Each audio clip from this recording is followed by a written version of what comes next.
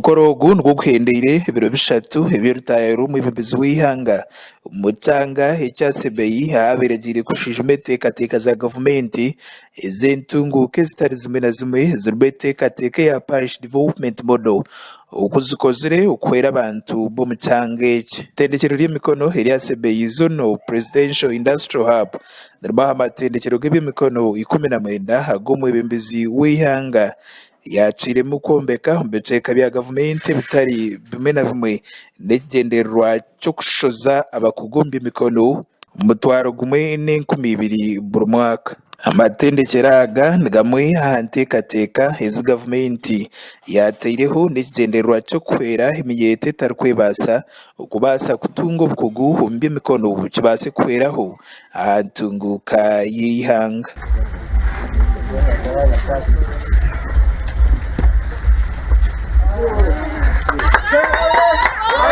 Uwabaire natongoza itendekero eri omwebembezi w'eihanga His Excellency General Kaguta Museveni ashoboreire okukira kikuru munonga eminyeeto y'eihanga kugira obukugu omu by'emikono ekyari kugira ngu eki nikihweraho munonga okureetaho emirimo omu ihanga otaireho n'okwongera aha ntaasya omu byanga byabo.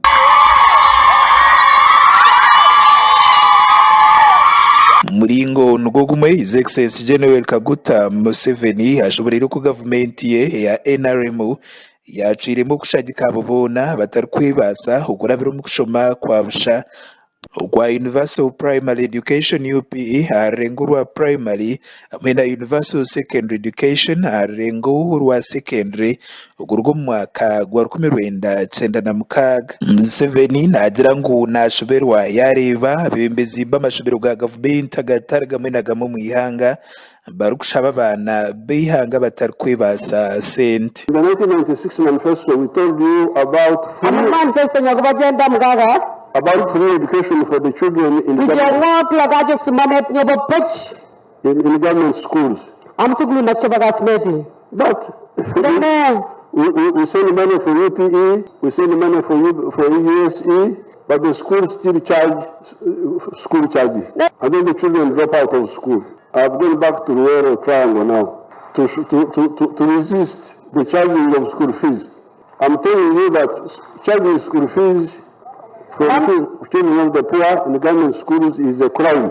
Bigambo bye Honorable Kisos Abid Fadil Chemsweti uri omuyeshingira habw'ishaza lya Soy asiima omwebembezi w'eihanga abw'enteekateeka nungi ey'okuheereza eminyeeto y'eihanga obukugu omu by'emikono. Muringo nugwo gumwe Justin Yeko orikubaasha ofiisa wa district ya Kapchorwa nasiima gavumenti ahabw'enteekateeka egi eyari kugira ngu ehwerere munonga okubinga obworo omu minyeeto y'eihanga hamwe n'omu byanga bitari bimwe na bimwe omu ihanga eri.